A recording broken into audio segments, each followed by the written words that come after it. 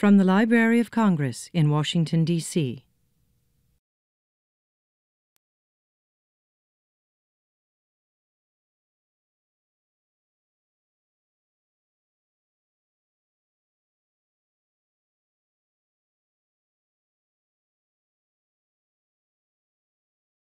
Hey, welcome. Welcome to the Teen Board and our 2016 author visit. We're very excited. Meg Medina is a very dear friend of the Young Reader Center and the Library of Congress. Thank you. She's been to our National Book Festival, and she's coming again this year.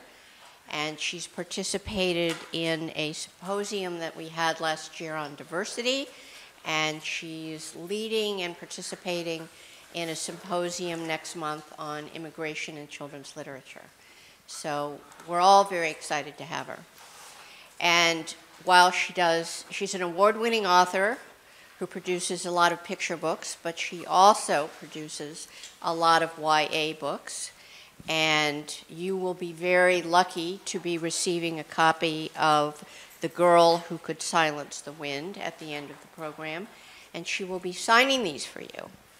And while she's signing them, surprise, while she's signing them, Kathy will pick up on the previous conversation and talk a little bit about some new books that she has so that you can take something else away to read besides this book, which you'll probably read first. Two books that you might be familiar with that you've heard from Kathy. Yaki Delgado Wants to Kick Your Ass, and her recent book that just came out, Burn Baby Burn. So I'm just going to give the program over to Meg Medina, and feel free when it's appropriate to ask her questions, and I think you'll enjoy the program. Thanks. Can you guys all hear me okay if I'm just talking here? Okay, that's great. Okay. So first of all, it is the middle of April, which means that the end of the school year is in sight. Yay! You made it. It's within reach, people. So congratulations. I always love spring during the school year because I feel like it's almost there. It's time to rest and to stop. And Karen's right that I love to come to the Young Reader Center because I think the Library of Congress is probably one of the most beautiful buildings I've ever seen, all in celebration to knowledge and books, which is really where people's power is to be found.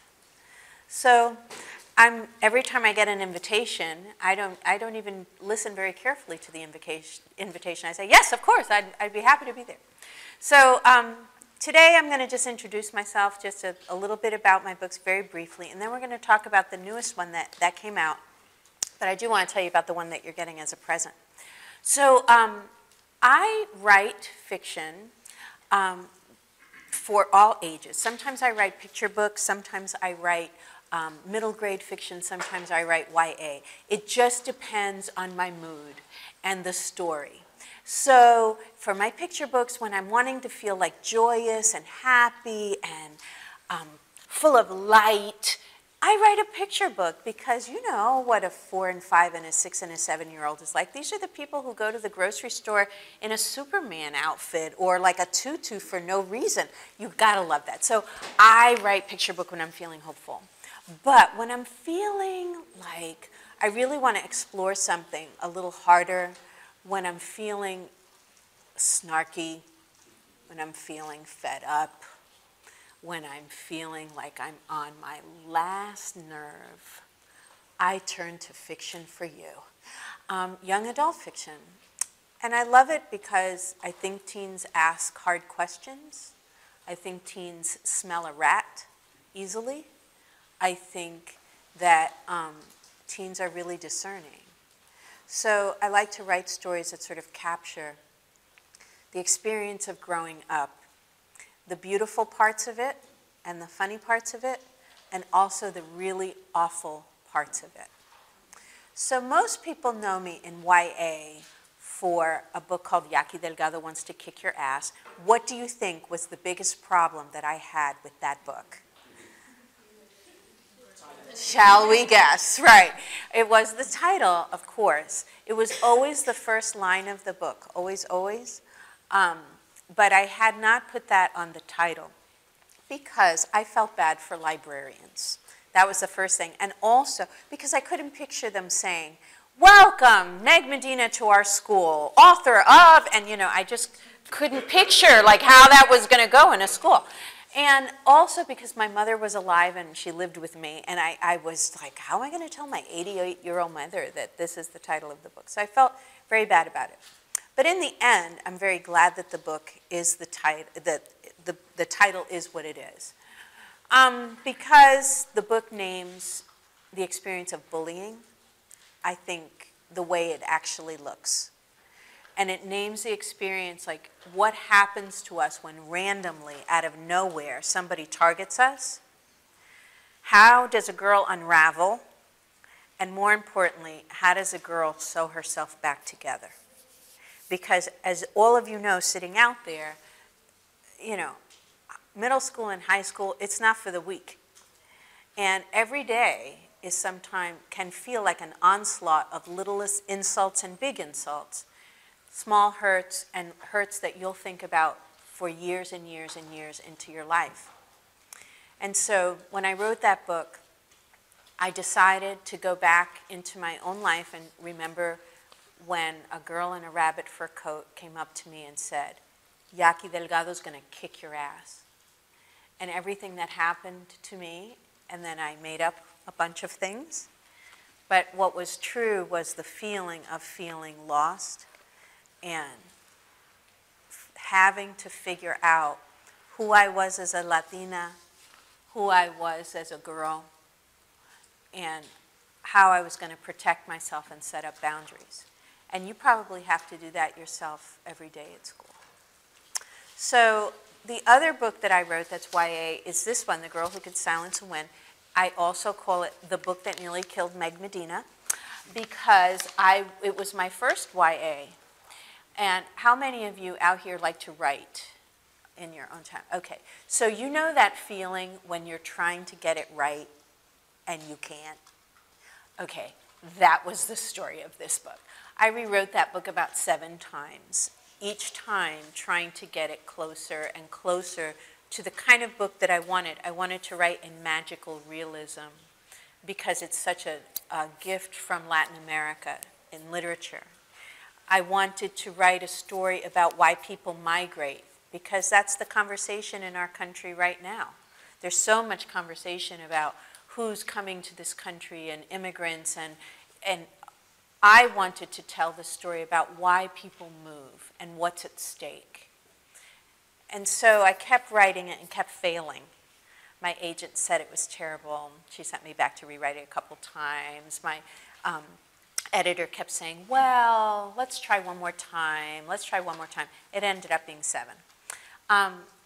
In the end, I have loved this book. I will tell you that it's sad. So be prepared, and I'm going to apologize ahead of time. I'm sorry I had to do it. Once you read the book, this will all make sense. I had to do it. I had to do it, and I won't tell you what that it is, because the journey to get to this country is in fact a violent and dangerous one. And I felt like if I softened it, that I wouldn't be telling the truth. And the thing is that when you write for teens, if you write for young people, I think the deal that you make with your readers is that you're going to tell the truth. Even though you're making a fiction up, a piece of fiction, you have to tell the truth about the human experience. For that kid privately to be able to sit, you, in your room or in your library or wherever you like to read, and say, that's exactly right, or that's how it feels, or oh my gosh, I never thought about it that way. So, I'm sorry. You'll have to tell me, you'll have to write to me on email and so on about what you thought. And then I come to Burn, Baby, Burn.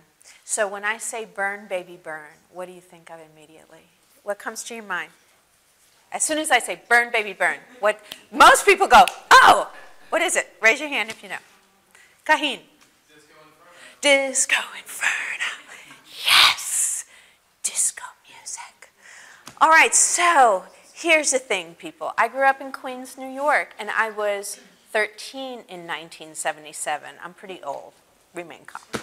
So disco was all over the airwaves. 1977 in New York. You know, if you say to a New Yorker of a certain age, my age and older, oh yeah, 1977, this is the face they all make.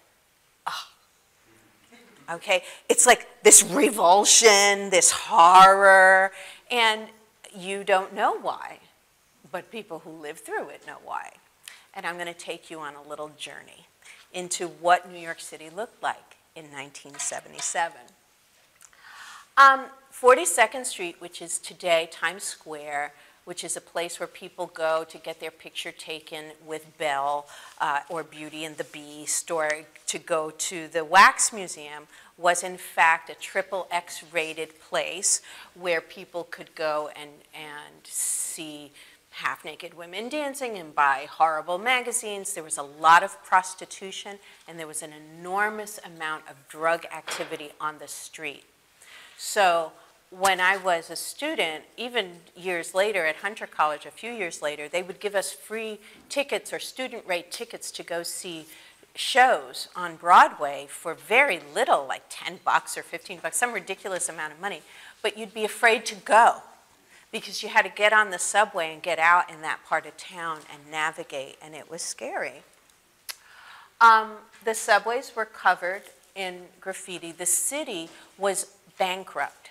So I do remember that teachers would get their checks on Friday and go sprinting. I want you to picture your teachers doing this, right to the bank to cash their check because they weren't sure the city would have funds to pay them. So that was a huge stress. It looked like that on the inside of the subway, and it smelled like urine. That is the memory that I had, sitting in there like a dusty urine.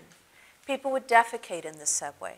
People were sleeping on the subway. It looked like this. But then there was disco music. And not only disco music, look at this ticket. This is the band Queen, right? Look at the price to go see them. Where is it? $7.50 at Madison Square Garden for a ticket. Can you imagine? So Queen was new. Led Zeppelin was new. Punk rock music was new. And it was this clash of sound in the city. So you could be wearing your platform shoes and your white, his and her matching velour jumpsuit and your glitter eye stuff and your hair all flipped out. And then there was somebody all punked out with safety pins through their ears and so on. It was a whole clash. So it wasn't all bad. It was the women's movement. Ms. Magazine was 5 years old that year. And when Ms. Magazine, which is a feminist magazine, first came out, people said, who's going to buy that magazine? Are you crazy? It'll be out of business by the end of the year. It was celebrating its 5th anniversary. Bella Abzug was running for mayor that year, and this is how she decided to launch it. She got a bullhorn. You see how she's wearing a hat? She's famous for wearing hats. And she had a big mouth and a big, big Brooklyn kind of accent. And she got a bullhorn. She walked down Fifth Avenue going, hello, New York, I'm running for mayor, in the middle of the day, right? And the greatest thing is that traffic stopped and it became a parade. It was all a little crazy. And this was happening. See, this is Ms. Magazine. And I know that now, with our iPhones and Twitter and Facebook, we get news immediately and there's nothing that's private. But I'm here to tell you that in 1976, that cover of Ms. Magazine was the first time any major magazine had covered violence against women. It was shocking that anybody would talk about this, that anybody would say, men aren't supposed to hit their women. You are not supposed to keep that secret. So all of these layers were being peeled back. I remember all of these buttons. Everybody was fighting for the Equal Rights Amendment. But this is mostly what I remember. That in the middle of all of that, girls started to turn up dead. And they were young women, 18 years old, 19, 20, 25, who were out on dates with their boyfriends, and someone would shoot into the car.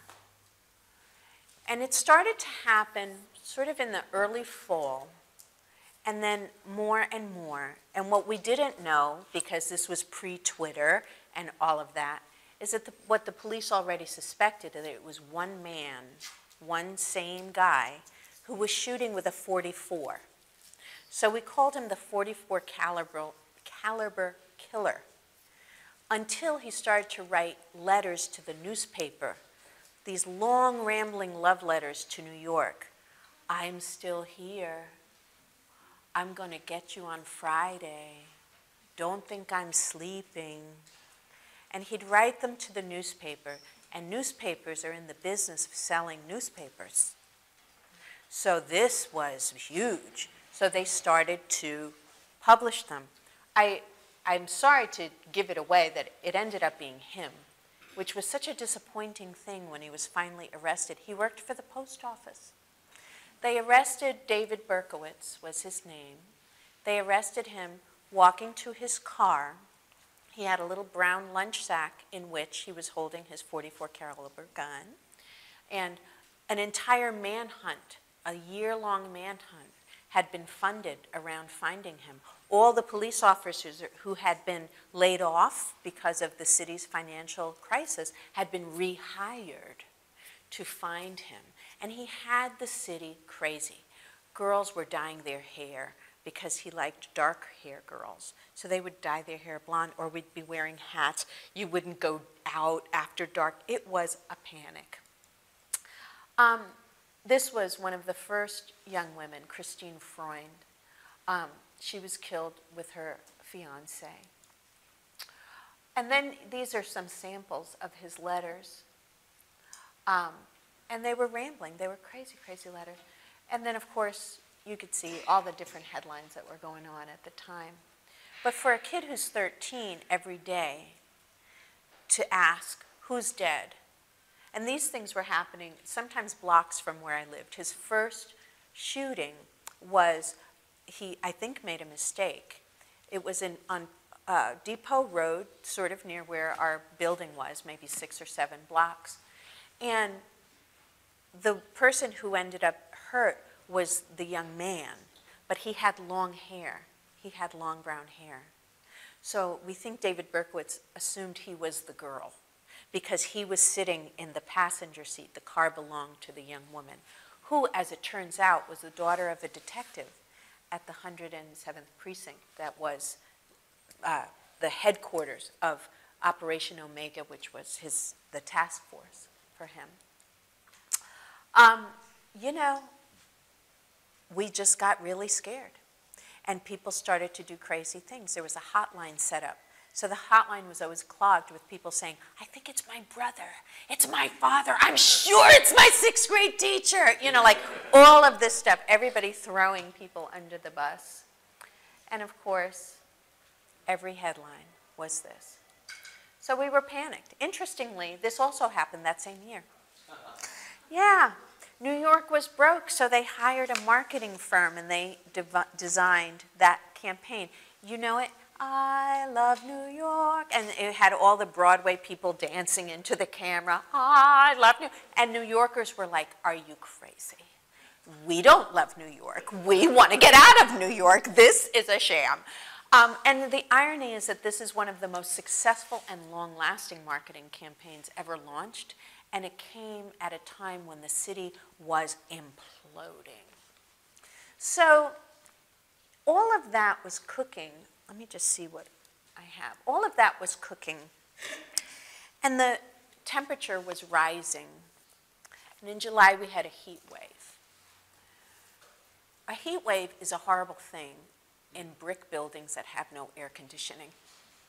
So it was 98 degrees, then it was 101 degrees, then it was 105 degrees. It just ticked up and ticked up. And people, you know, New Yorkers, even on the best day, are a little cranky sometimes, right? So you can imagine in the heat and with the fear, and Son of Sam is still out. And then that summer night in July, a storm happens, a lightning strike, and the entire city goes dark. Manhattan, Brooklyn, Bronx, the Queens, all of it, not a single light. Now let me tell you something. If you live in a small town in the woods, you're used to complete darkness, where you do this and you see nothing. But there's no New Yorker that's used to complete silence or complete darkness. It doesn't actually exist naturally in New York City. There's always the lights of Broadway, the street lights, everything gone. So what happens to a city that's broke, that has enormous crime, that has fear just in every part of itself when it suddenly goes dark? I'll tell you what happened this time. Everybody went into the streets looting. And I mean everybody. All kinds of people in all kinds of neighborhoods were looting. So there were no alarms on the stores, right? So you could break into. If it wasn't nailed down, people took it. Everything from diapers to groceries. My personal favorite in the research was people driving off new cars from the lot. They just drove through the plate glass window and took the car because who was going to stop you? It was a night of craziness, right? And so fires were set because that year, arson was the crime of the day. So I think it was like 1,000 fires were set. This is a scene of a hospital that night, and you can see people were getting hurt by shattered glass and everything else. Yeah, 1,000 fires were reported. 3,700 people were arrested. And in total, it was $300 million in damages. After that event, I mean, I think the city just had to do so much soul searching. So I'm here to tell you that I was 13 that summer, that year. And all of that went inside. And as young writers, you know, or maybe you don't know just yet, that everything you live on a daily basis comes inside and has the potential to become a work of art inside you or a book inside you. And I never did forget that year, how afraid I was, how scary the city was, and how hard it was to be young and just happy against a backdrop of stuff that was truly, truly scary. So I decided, okay, I'm going to see if I could write this next novel. I'm going to set it in 1977 in New York. It's like, what's the story? It's impossible to pick like which thing I was going to write about. So I would come to the paper sometimes and I'd start writing, it was more feminist. And then sometimes I would write mostly about the Son of Sam things. And then I kept getting lost. And a couple of things came forward. The first thing is that I didn't want to use the Son of Sam murders in a way that was insensitive to the families of these young people who were gunned down. They still have people who think of them and love them and miss them. And I didn't want to make it entertainment. So that was one consideration. Toning that down, making it scary, but not making it the focus. And then my editor said to me, listen, if you make it the story of the girl, I always write with a strong girl main character. If you make it the story of the girl, and everything else is her world, whatever is true for her is true. It's the story. So stay focused on her.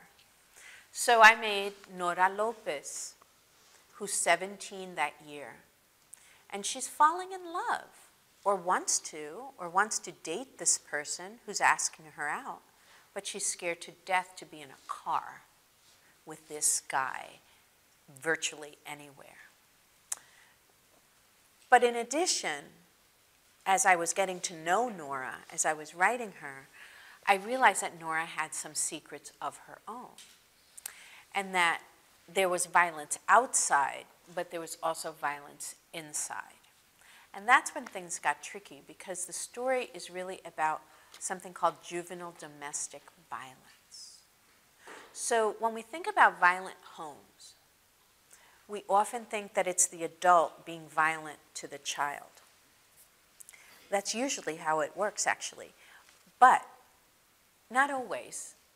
Sometimes we have violent children. Sometimes a brother is really violent or a sister is really violent to the other siblings or to the parents. The thing about that is that people tend to keep that secret because there's shame involved in it.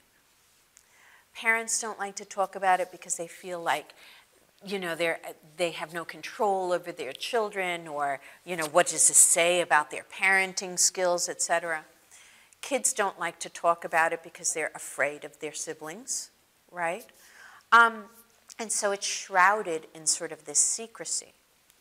And then in Latino families, because I'm often writing about families that are from other countries and people speak different languages and so on, there were some really hard things. Like, mental health is a hard thing to have, like to pay for, the medicine, the therapy, all of those things, if you don't have the money to do so. Mental health services are hard to access if you can't find a psychiatrist that speaks the same language, or who understands, like, the nuances of your culture, right? So I had to throw all of that at Nora to really figure out what she was going to do about violence outside and violence inside. So the interesting part, as I was writing this, some days, I was saying this to myself. And I said the same thing when I was writing The Girl Who Could Silence the Wind, when I got to that part that we can't discuss yet. I said, why would I do this to young people? Why am I going to write this just terribly sad, scary thing? Don't read this alone. Like that kind of thing. Why would I do this? And so I gave that a lot of thought, and I started to think about, what is it about 1977 that has anything to do with you in 2016? Like, who cares? I wonder if I have the picture of, yeah, I mean, do you really want to go back to this? I don't know. How do you make this cool? So, yeah, I know the shoes are, in particular, they're really something. But I kept wrestling with that. Like, why would somebody your age care? And then I started to close my eyes and think about your day every day. And I thought to myself, well, when I was 13, I never had to do a sniper drill. When I was 13, I never thought that somebody could become dangerous in my own school. When I was 13, I didn't worry if somebody had packed something very dangerous in a backpack to hurt us at a bus stop or here or there. So there was some of that random violence of then. I think you know exactly what that feels like now. And somehow it becomes part of your wallpaper. It doesn't stop you from getting up and going to school. It doesn't stop you from laughing in the lunchroom. It doesn't stop you from having friends and going out, and yet it's part of your wallpaper. So, you know, I saw commonalities there. And then certainly in the 70s, unfortunately, you know, drugs was a huge part of the whole disco scene. And drugs continue to be a big problem in all of our communities now. So I did see like there were through lines from one period of time to the other. So that's how I wrote this book. I kept my focus on Nora. I did historical research like crazy. I was next door, in fact, at the James Madison Library, that building, looking for, because I couldn't, not every library has every old newspaper or magazine. You have to go hunting, right? So I went all over where I live now in Richmond, Virginia, and I couldn't find like the Daily News, the New York Post, like they didn't have those. So I had to train up here 2 hours and sit in the microfiche, with that silly machine trying to figure it all out. And what I decided to do was scare myself all over again. So I sat down and I started reading the newspaper every day, basically, right, in live time, to see what the story would feel like. Here's the amazing part. Like, in some days, I was like, but it's him! Like you're frustrated because you know what people don't know yet. And you're like, it's him, don't go there, and you're so worried about what's going to happen, and you know what's going to happen. And then I felt terrified all over again. I felt really nervous, especially when David Berkowitz began all that letter writing campaign. And you really got a glimpse into his mindset at that time. That's always a scary place. I want to tell you he's still alive. He's serving his life sentences, and he's in upstate New York, where he is a model prisoner, they say. So I even found footage of him in recent years. He looks like an old guy that you'd get in the elevator with. I'm not kidding. It's really kind of creepy. But here he was, this monster guy, the monster of our imagination, who was in effect a post office guy, who was doing all of this. So anyway, that's how I grappled with the big story. But I think you guys have arcs, maybe? Okay, so you have arcs, and do you know what arcs are? Okay, so as I write a book, it goes in stages. I start with a manuscript, and the book takes about 2 years to produce, right? From the time that you give it to your editor and they agree on that. It has to get designed, they have to find the cover person, the typeset, all of that. About 6 months before a book is going to come out, they need these things called advanced reader copies, ARCs. And they send them to all the newspapers and stuff so that reviewers can review it. It's not like the final book, though. You have to know that there are many things in this that are a little different from the final book that I did on purpose. Like when I was reading this, I said, no, I don't want her to use that word. I want him. Or I want to add this scene. So there are things that are in the arc that are still incorrect because they do it from my manuscript, from like the first pass after the copy editor sees it. So it's not in its final form. But you still do get a general idea of the book. So I'm imagining you might have some questions about writing, even though it's late in the day and you have been probably up since 7 a.m. I'm guessing you have some questions? Yes?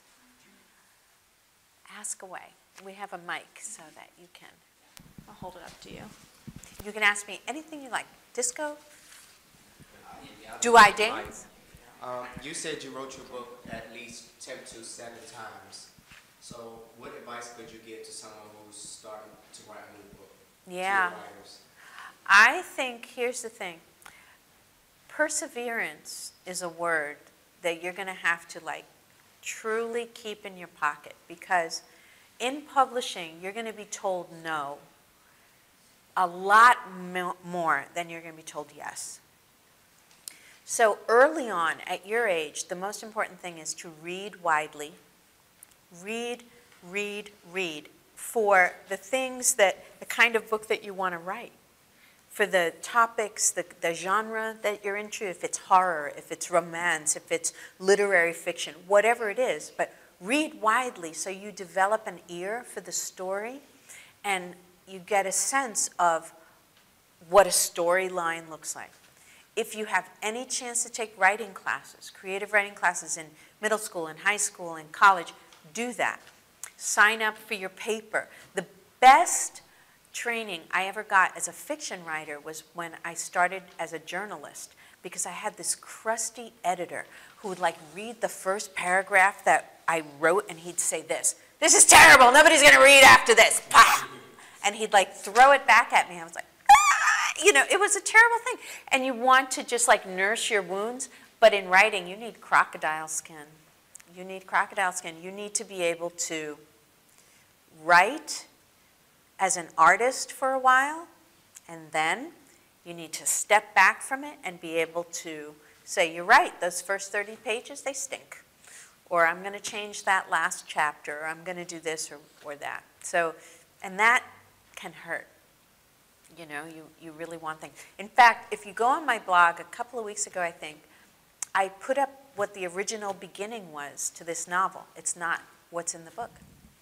Originally, I started the novel in January because in January, Freddie Prinze, Sr., not Jr., killed himself. I loved Freddie Prinze. As a Latina girl in Queens, here he was, this Puerto Rican guy playing a Mexican in tight jeans and good hair and puppy dog eyes. I was like madly in love with my television screen. Freddie Prinze was everything. And then, sadly, Freddie Prinze committed suicide. It was horrible. The other thing that was happening that winter is that the temperature dropped. It was frigid. It was like 0. And I lived in a building where the super, because of gas shortages and things like that, the super would lower the heat. And sometimes you wouldn't have heat or hot water. And I would have to boil water to wash my face to get to school. You know the whole rigmarole. It's just a pain. So I wanted to start there because, like, there was something about Freddie Prinze's death that felt so devastating. And then it was like the thing that started us on this, like, horrible slide for the rest of the year. Okay, so my editor, she's really smart. She's 30 or so, something young. And her name's Kate. And Kate knows just how to deal with me. So she doesn't read the manuscript and say, yeah, that's a stinky beginning, like my other editor would have done. Nobody's going to read this and give it to me. She ignores it for a while, and we work on all the other stuff. And then later, way later, almost at the end of the process, she says, you know, Meg, I feel like we should start in spring, just keep it spring to summer, because it's just too much time, there's just too much going on, it gets really diffused. I think you should start it in March. And somehow by then I could hear it. If she had said that to me in the beginning, when I was just drafting, when I was just getting the good ideas, I would have felt defensive. I would have said, no, I'm not going to change it. I like my beginning. It's a perfect beginning. Freddie Prinze, Reigns. You know, like I would have had all of these defensive things. But like there's a time, I think Kate very wisely knows that there's a time to let something that kind of stinks stay there, because it's the door into the story. And sometimes you come in through the back door or the side door, like not the right door, but you get in, you figure out the story, and then you can back out and edit it and make it what you need. So don't be afraid of your lousy first attempts, is what I'm saying, because that's all they are. It's your way in to see what's there. Is there a story here I want to tell? And everything is changeable. Everything is up for change. So that's my advice. Boy, is that long. I'm so sorry. But read would definitely be one. Okay, other questions? You pick. You pick. Don't put me on the hot seat. You pick. When did you know you wanted to be an author? Oh, well, I was always, I liked writing even when I was little, right? So even in elementary school, in 3rd grade and 5th grade, like I was the kid who wanted to do the short story or the essay. Like I was not the kid who'd get the piece of paper and go, ah, you know, and start crying, right? I did that in math, right? If you said to me, and now it's time to talk about sets or, you know, congruent angles, I would burst into tears, but not for essays. I love them. So there was that. But I tried very hard not to be a writer for a long time because my mother had come Here's another long story. I am so sorry about these answers. All right, my mother had come from Cuba in 1962. It's a long answer, sister. All right, and as an immigrant, there was no money. There was no language. There was no safety net under us. So my mother took a job in a factory, and she worked for minimum wage, which at that time was $3.65 an hour. My mother worked in that factory for 30 years until she retired, and my mother retired still earning minimum wage at the factory. And what she wanted more than anything for me and for my sister is that we would be educated women and that we wouldn't have to work for minimum wage in a factory for 30 years. So she wanted us to have jobs that had health benefits and had like practical things to make our life easier so we wouldn't have to always be worried about money the way we were, always wondering how we were going to make the rent, always worried if we got sick how we were going to get to the doctor. Like, those are real things, right? Unfortunately for my mother, my sister's an artist and I am a writer. We couldn't do what she wanted us to do. It was terrible for her. I think she really worried. So I was a teacher for a while. I loved teaching. I taught little kids from 3rd grade all the way to high school kids, and I loved them all. The first year I was a teacher in New York City public schools, I didn't know what I was doing, but New York City had a shortage of teachers. And so if you were promised to take 15 credits in education, they gave you the keys and the roll book, and they said, have at it, you know? And they gave me 36 kids. They're crazy. So the first month of school, I think I didn't eat. I cried every night. I was a mess. And my kids mostly came from the Dominican Republic, many with no English skills whatsoever. And because I didn't know what I was doing, I did all the right things and the wrong things mixed up. So I went to their house before school started. I walked the neighborhood. I wasn't afraid of the neighborhood because I grew up in that neighborhood, right? So I went, hola, ¿qué tal? Soy la maestra. Let's have a café. So what's it going on? And meet the whole family and just hang with them. I took kids to baseball. I took kids out for lunch to pizza if they were good that week. You could be arrested for that stuff today, right? So that was how I started as a teacher. Then I tried to be a journalist for a while. I wrote public relations things, development, meaning raising money for organizations. And I was pretty good at most of that stuff, but I was not happy doing that stuff. I really wanted to be a writer. So when I turned 40, I went into my boss. I was working at a school for kids with disabilities. And I was having a bad day, and I think I just lost my mind. And I got up and I went to the principal, and I said, Candace, I'm going to be quitting today. I'm going to go write a novel. That's what she did. She went, right, like she just said, okay, and backed away, because that's how we are with artists, right? It's hard to think of artists as being able to make it. This has been a presentation of the Library of Congress. Visit us at loc.gov.